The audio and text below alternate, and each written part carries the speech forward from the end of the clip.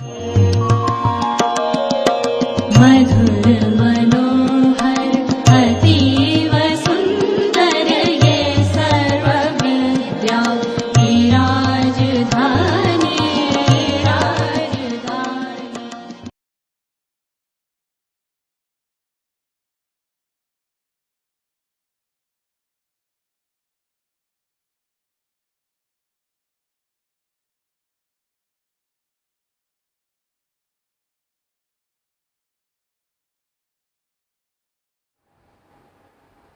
Well, this is 8th lecture in the series of mechanics of metal forming. We would cover representation of a tensor. Usually, whatever chapters now we are going to discuss. Particularly, we are going towards the analytical part of metal forming. So, it is very necessary to discuss the tensor, because everywhere the equations, metal forming equations, plasticity equations, whatever it comes, that is represented in the form of tensor, because the tensor form reduces the size of the equations and it is a very compact representation. So, in this particular lecture we would discuss the representation of tensor, particularly for mechanics part of when we represent the stresses, strain and the related equations.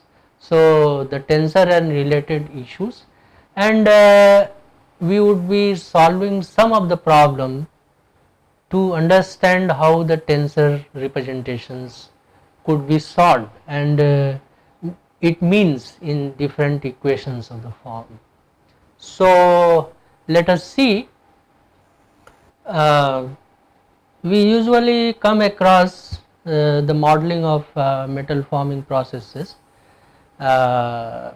Basically, the physical quantities in the form of scalars, vectors and tensors. Very often we come across. So, what is tensor? Let us see what is tensor. So, in fact, a tensor it means the order of 2 unless it is stated. If it is nothing said, that means the tensor order is 2. Otherwise, a 3-dimensional space, if you take a 3-dimensional space, so a vector has 3 component, and therefore a tensor has 9 component if we look into. So, as far as the indexing notation has to be followed for representing especially 3-dimensional tensor, which is of use for metal forming, the components corresponding to the index as well as whatever expressions are being formed involving scalars, vectors and tensors, we would let us see. Let us see this index notation. It works on especially your coordinate axis x, y, z, and let this coordinate axis be represented as 1, 2, 3.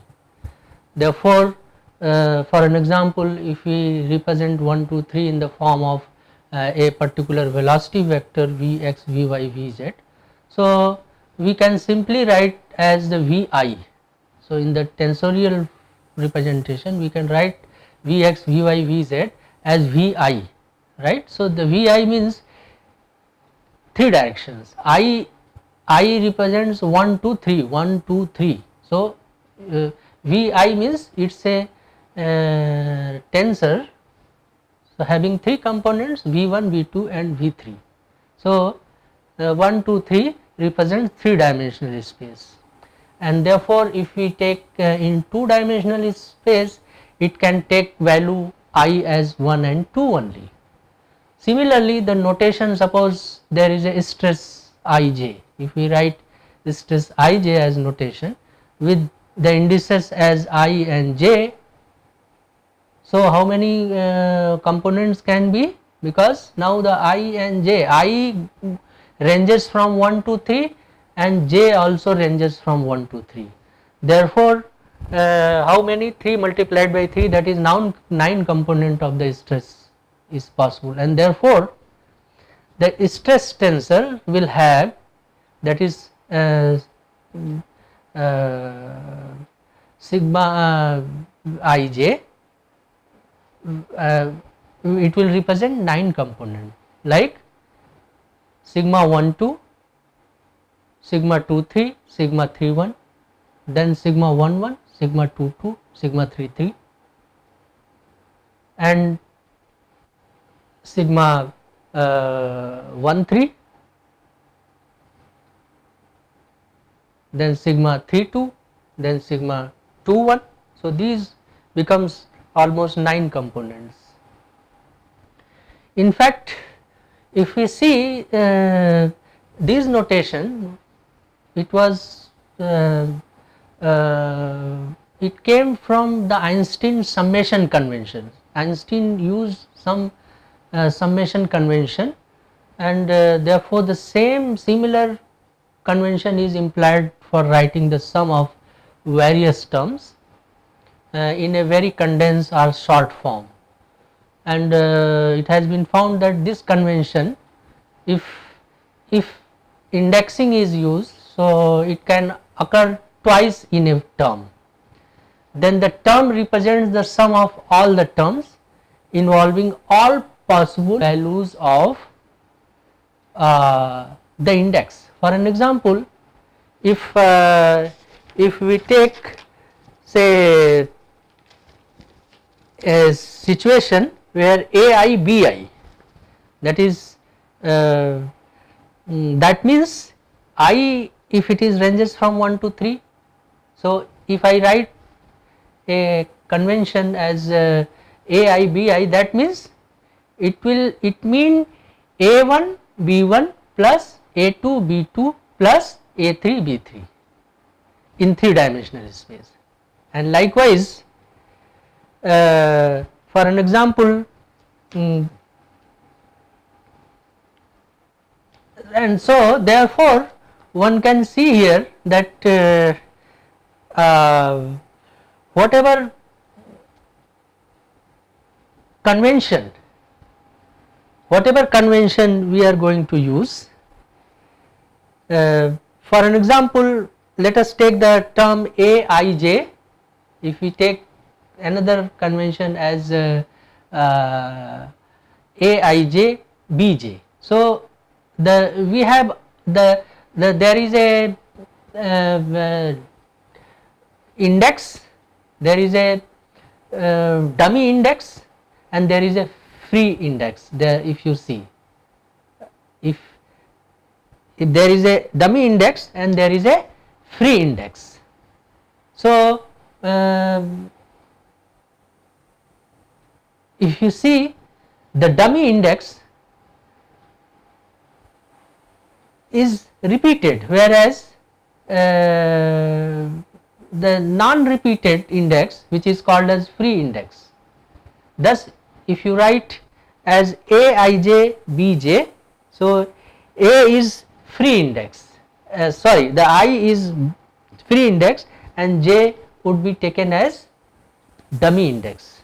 So, any symbol can be used for any index, dummy index, and therefore the index, the expression that it is there, this particular expression, if we take here, that is aij bj, it can also be written as like aij bk. So, k is another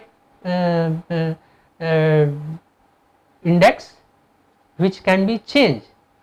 When there is 2 dummy indices, like that mean will cover the sum over both, that is a 3 dimensional, it will become 3 dimensional. It will contain in therefore how many terms? For an example, if we take a term like aij bij, if we take this term as aij bij, that means how many, because I varies from 1 to 3 and j varies from 1 to 3, therefore if you take the component and then summation, so there are 9 components are added. So what would be your if you expand aij bij, that will it will be expanded as a11 b11 plus a12 b12 plus a13 b13 plus a21 b21 plus a22 b22 plus a23 a b23 plus a31 b31 plus a32 b32 plus a33 and b33. So this is the summation of 9 components, and it is simply represented in a very simple form aij bij. So the index that which is repeated more than twice, it is an invalid expression if it is repeated more than twice. So an expression or equation containing no free index represents a scalar expression or scalar quantities. Therefore, similarly, an expression or equations containing one free index denote a vector representation or quantities, and an expression or quantities containing two free indices represents a tensor. Therefore, expression either in the form of expression or equations. So say let us take an example here, like the term sigma ii. Let us take the term sigma ii, which will, because it is now repeated, so sigma ii it is repeated as a scalar. Therefore, the term aij bj, if it is written like aij bj, which is containing free radical as free indices as I, which represents vector, while the term if we say as say r ij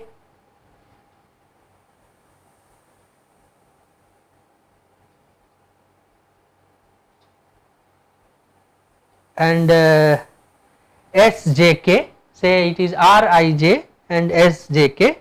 So this contains the free indices as I and k represents the tensor. Similarly, equation if we write equation ai bi is equal to c, if we write this particular equation ai bi is equal to c, this represents a scalar equation, okay, and let us see these equations. So if this equation, that is the stress ij, that is the and nj is equal to ti, so the free radical is I and dummy radical is j, okay. So the free index is I and dummy index is j. Now if you see here, if you see here as a p ij, which is equal to q ij and r kj, if this is the equation, that is p ij is equal to q ij r kj. So the free indices is I and j, free is I and j and dummy is k. So these two equations, this particular equation denote a vector and tensor equations respectively. So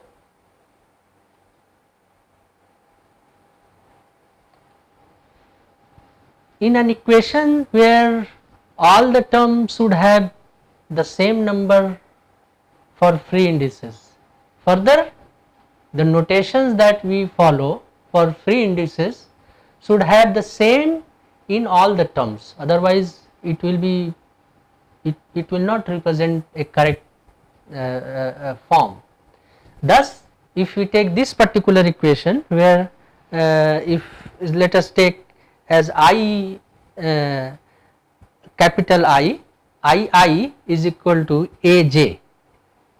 So, look at this one, I capital I is equal to Aj. So, there is no free index here on the left side, right. And let us see this one, if Pij is Q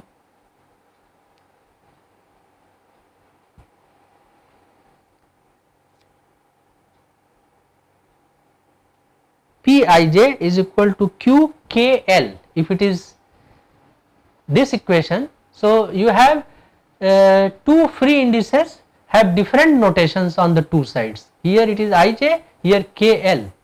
So, these are all invalid expressions, right, because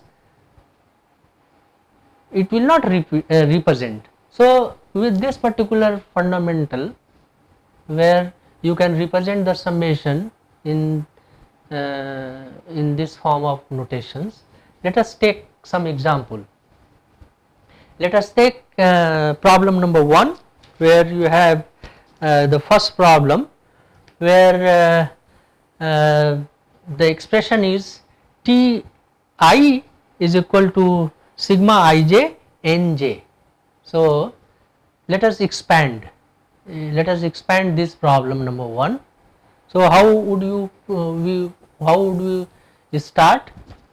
This is what, a vector or tensor or scalar, because it is ij j and on the left side it is Ti.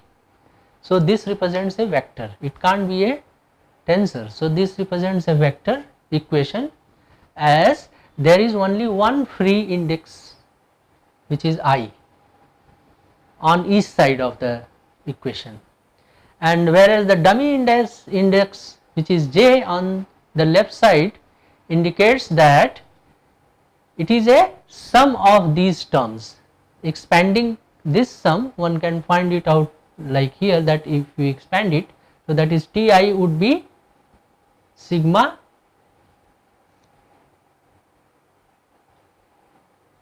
I1 N1 plus sigma I2 N2 plus sigma I3 N3. Is this okay? Now, since I is a free index and takes the value 1, 2 and 3, up to it can take any value 1, 2, 3. So, this vector equation actually represents 3 set of scalar equations. Say first the I remains same. So, sigma I1 N1 plus sigma I2 N2 plus sigma I3 N3. Now, if I, because the free radical which is I, if both side it is I, so I can now change I from 1 to 3. So, that will 3 such equations. So, that means T1, first equation would be T1 is equal to sigma 1 1 N1 plus sigma 1 2 sigma 1 2 N2 plus sigma 1 3 N3. Similarly, the traction 2, that is T2, would be sigma 2 1 N1 plus sigma 2 2 N2 plus sigma 2 3 N3, and then T3 would be sigma 3 1 N1 plus sigma 3 2 N2 plus sigma 3 3 N3. So, this is how a very simple equation Ti is equal to sigma Ij Nj is very short form, but it represents 3 such equations. Let us take another problem and let us write the indices notation for the following expression. Let us reverse the things. Here it is sigma n, it is given as sigma n is equal to sigma 1 1 n 1 is square plus sigma 3 3 n 3 is square plus in bracket sigma 1 2 plus sigma 2 1 and then n 1 n 2 plus in bracket sigma 2 3 plus sigma 3 2 n 2 n 3 plus in bracket sigma 3 1 plus sigma 1 3 bracket close n 1 n 3 and n 1. Let us write the index notation for this particular equation. So, we will be writing the reverse, the first problem we did initially.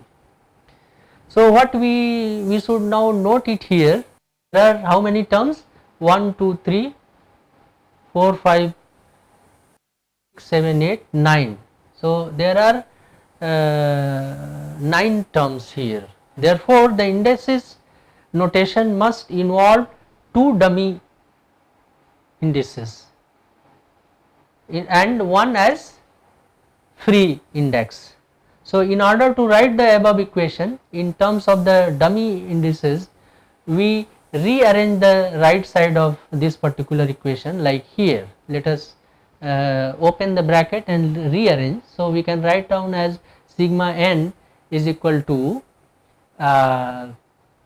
sigma 1 1 n 1 n 2 plus sigma 1 2 n 1 n 2 plus sigma 1 3 n 1 n 3 plus sigma 2 1 sigma n 2 n 3 plus sigma 2 2 n 2 n 3 plus sigma 2 3 n 2 n 3 plus sigma 3 1 n 2 n 1 plus sigma 3 2 n 3 n 2 plus sigma 3 3 n 3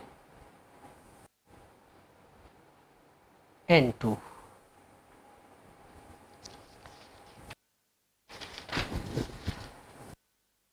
So, now you can note in this equation number 10 that each bracket there is a sum over the second index of sigma and the index of the second n. You see here in the first term 1 1 then 1 1 1 2 1 2. So, you can see the repetition. So, this sum can be expressed using a dummy index which is denoted by j, if we denote it by j, and then the same expression which is very long expression can be expressed as sigma n is equal to sigma 1 j sigma n 1 n j plus sigma 2 j sigma n 2 n j plus sigma 3 j n 3 n j. Now, there is a sum over the first index of sigma and the index of the first n whatever it is. So, one can express this particular sum into another dummy index taking as I. So, the finally this equation can be written at in which form? Sigma n is equal to sigma ij n I n j. So, now you see such a long equation is represented in only 3-4 terms. So, that means it is n I sigma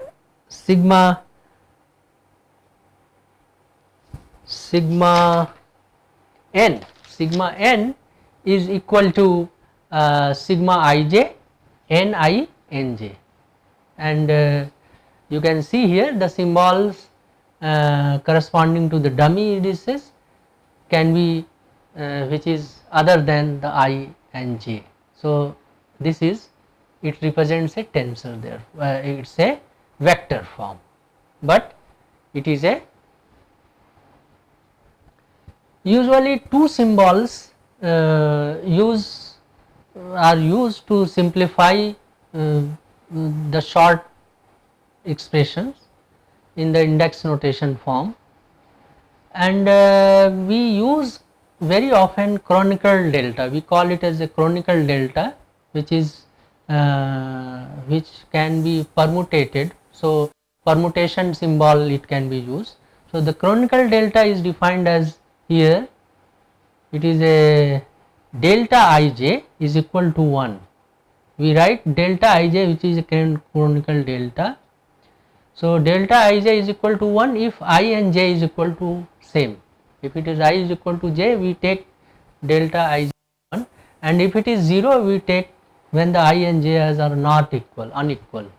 So this permutation symbol, we can define it by other form, like here. For an example, if we define this here like I j k, so this is for the I and j when it is, but when it is a 3-dimensional chronicle delta, if we define, so say strain I j k is equal to 0 if 2 or more indices are equal. If 2 or more indices are equal, we take it as 0. We take it as plus 1 if I j k are even permutations of 1, 2, 3. So we would be taking this strain, rather I j k is equal to plus 1 if I j k are even permutations of 1, 2, 3, and it will be taken as minus 1 if I j k are odd permutations of 1, 2, 3, right. So the symbol chronicle delta and this strain, the following identities. So this identity basically, where we can write it as a1 delta ij. If you write it like this, ai delta ij, so it can be, it will represent aj. For an example, this, and let us take this identity,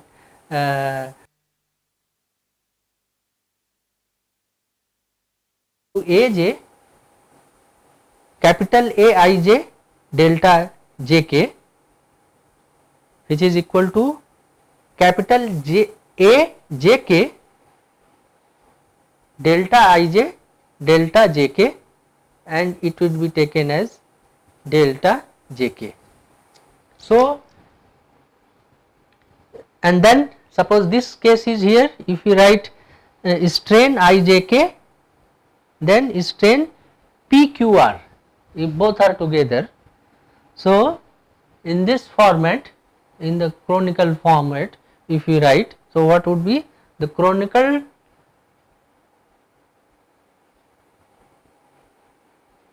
that is IP, chronicle IP in bracket chronicle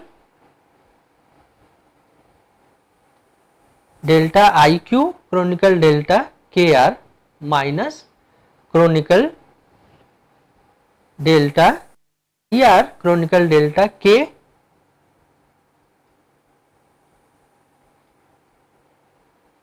KJ plus in bracket chronicle JR chronicle KP minus chronicle IP and chronicle KR, and plus chronicle IR, then in bracket chronicle JP chronicle KQ minus chronicle JP chronicle KP, right. So this chronicle symbol chronicle delta, when it is replaced, it will change according to the values, and as the indices comes into, for an example, if it is I and j only, So it is equal to 1 when I and j is equal, and it becomes 0 in case I and j are non equal. And similarly, when ijk, the permutations are defined in this format ijk, that is the strain, it becomes 0, it becomes +1, and it becomes -1 depending on the even and odd combinations. Let us take an example, the problem here, third problem, and let us expand these expressions. So the expression is number 1, which is C is equal to A B j and chronicle delta ij.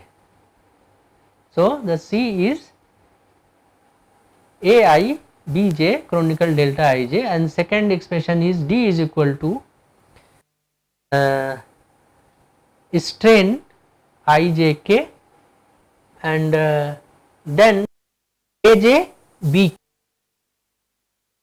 Let us expand it in the similar format which is the chronicle we have. So if you look into, this is a scalar equation. First thing is, because both the side it is not equal, indices are not equal, it is a scalar quantities involving two dummy indices I and j, and thus it involves a sum of 9 terms.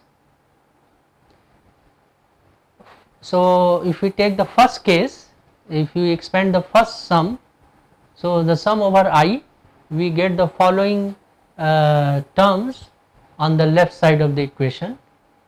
So then it becomes C is equal to A1 Bj delta ij plus A2 Bj delta 2j plus A3 Bj delta 3j. While expanding the sum over j, now this is the first expansion over I, and then once you expand over j, so each of the 3 terms we would follow the expression, earlier expression of the where the chronicle delta according to when equal and non equal, and accordingly it will be substituted 0 or 1. So if you substitute over the j, so this can be written as C is equal to A1 B1 plus A2 B2 plus A3 B3, because other terms become 0 because of where it is A and B, I and j are equal, the notation indices notation the values are equal, then it will become 0, and therefore it becomes so simple.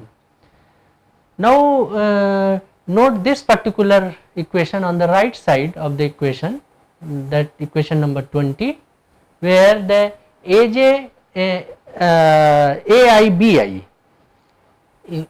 thus we get the what identity we would get, Ai Bj delta Ij, Ai Bj delta Ij, so that becomes Ai Bi simply. So this expression becomes a simple Ai Bi. So this is what it simplifies. And let us take the second part, where the strain Ijk, the second expression, where it involves 3 dummy indices. So if there are 3 dummy indices, means it is a sum of 27 terms, 3 multiplied by 3 multiplied by 3. So 27 terms. However, the value of the permutation symbol in the form of strain is 0 when 2 of its indices are equal. Therefore, only 27 minus 6, 2 multiplied by 3 6, that means 21 terms would be 0, and therefore the expression with the second part of the expression will be with the remaining 6 non 0 term would be D is equal to strain 1 to 3 and capital I1 A2 B3 plus strain 1 32 I1 A3 B2 plus strain 231 I2 A3 B1 plus strain 213 plus I2 A1 B3 plus strain 312 I3 A1 B1 plus strain 321 I vector I3 A2 B1. So this particular, if you go back to the equation number 14, where the situation and if you substitute the values of the permutation symbol according to the definition of the chronicle delta, so this can be written as simply, because the other term would be 0, so D is equal to I1 and A2 B3 minus A3 B2 plus I2 A3 B1 minus A1 B3 plus I3 A1 B2 minus A2 B1. So one can note here on the right side the cross product of the vector A and B, and therefore the cross product. So if we take the cross product A cross B, so that would be epsilon. This is also called as epsilon ijk, and vector I aj bk. So that's a simplified one. So one can note down the meaning of these indices. Let us take another problem, and let us find out the determinant of a matrix A, which is given by this. So which is given as determinant A is given as 1 by 6, and the chronicle delta, which is L N M and the epsilon x y z, and then A L X, A M Y and A N Z. So suppose this is a matrix, it represents a matrix. So in that case, can we represent it? So the constants on the component of A, if you look into the matrix A, where we have that is non-diagonal components, if you look. So these, it will satisfy the notation like Aij is equal to Aj I. It will, because the non-diagonal terms.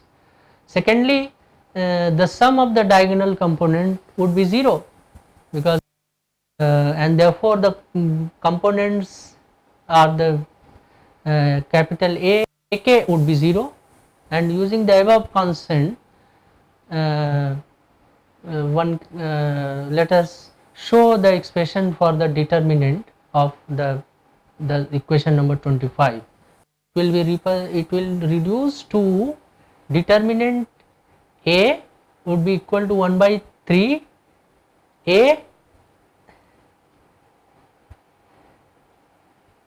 Jm A Mn and A Nl. So it will be simply here. So you see, which was previously shown here in equation number 16, the determinant one can be expressed in the term of delta. So one can express, so determinant A would be equal to 1 by 6, and chronicle I x Lx, and then in bracket it is delta my delta nx nz minus delta m ny, and plus similarly the delta ly in bracket delta mz delta nx minus delta nx delta nz plus delta and so on. So one can see here that these these expressions can be modified using the identity of the previous equation number 15 which was there, will have only 6 terms. So, determinant A can be represented as 6 term like 1 by 6 in bracket, that would be a L1 a mn a nn minus a L1 a mn a nm plus a Ln a nm minus, and likewise here.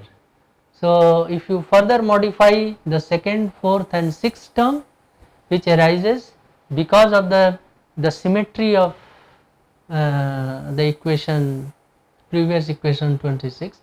So, one can further write it is as the determinant A 1 by 6 A and this particular equation which is here. So, in the slide it is equation 31, and then we can use constant on the diagonal term which was in the equation number 27 there to simplify the above equations. One should note the index, particularly k in the equation 27, which is a dummy index, and thus it can be replaced by any two index, and therefore the first, second, fourth and sixth term becomes 0. Automatically it becomes 0 according to the chronicle delta definition, which is, and therefore the equation number 31, this particular equation, it will be simply written as determinant A is equal to 1 by 6 and A Ln plus A Ml A Nm plus A Lm A Mn and A Nl. And then further we can modify the first term using the symmetry component of A, and therefore it comes out 1 by 6 A Nl A Lm A Mn plus A Lm A Mn A Nl. So, finally when you substitute all the other order first term other term, we can we find both the terms which is identical, and one can combine in two terms, and therefore we get the expression in this form. So, determinant A is equal to 1 by 6, this two sets of A, this and that. Now it will become simply 1 by 3 A Lm A Mn A Nl. So, now you see it is so small, one can see the long expressions can be represented using the tensorial. Let us take another example where the equation an expression and let us express derivative of Aij with respect to APQ. So, if take the derivative in the index notation. So, likewise one can follow it here, and one can see that the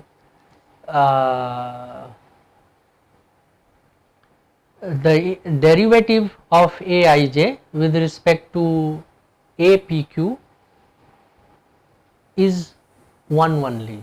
If both the indices P and Q are exactly equal to I and J,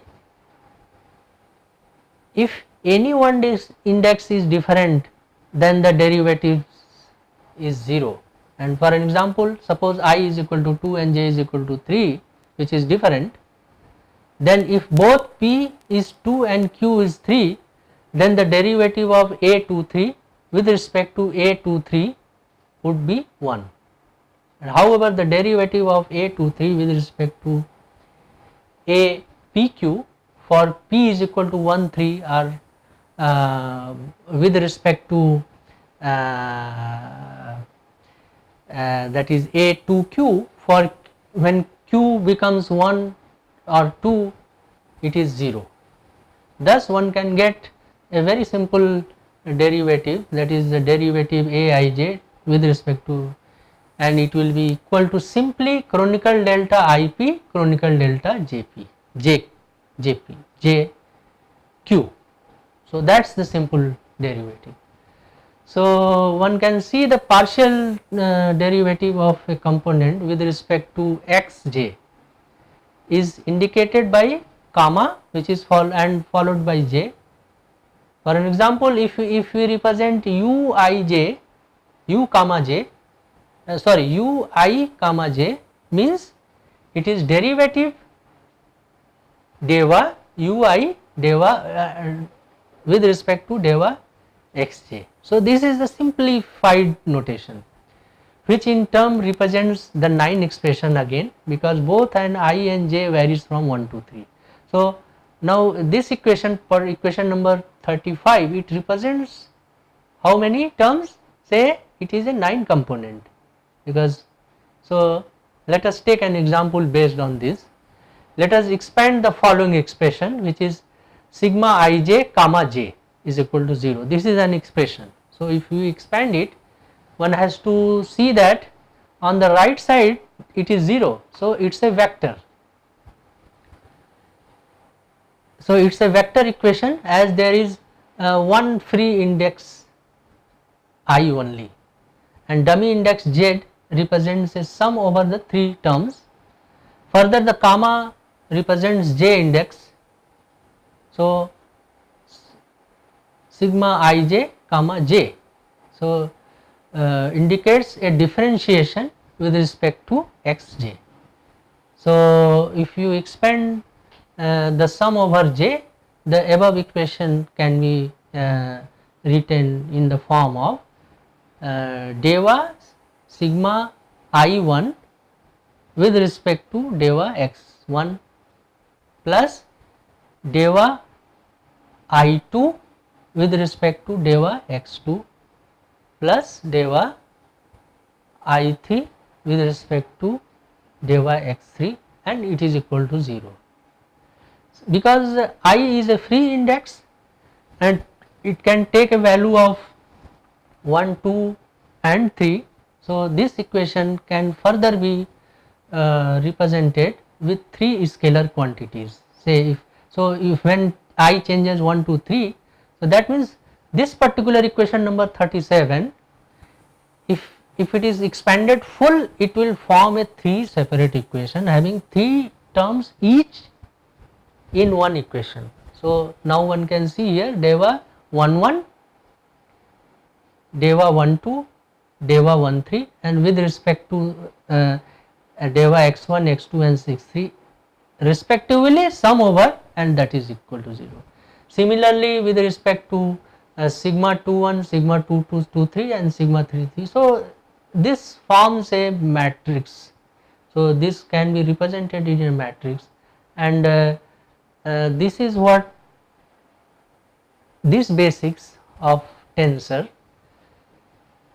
is used in metal forming when the expressions are large enough, long enough.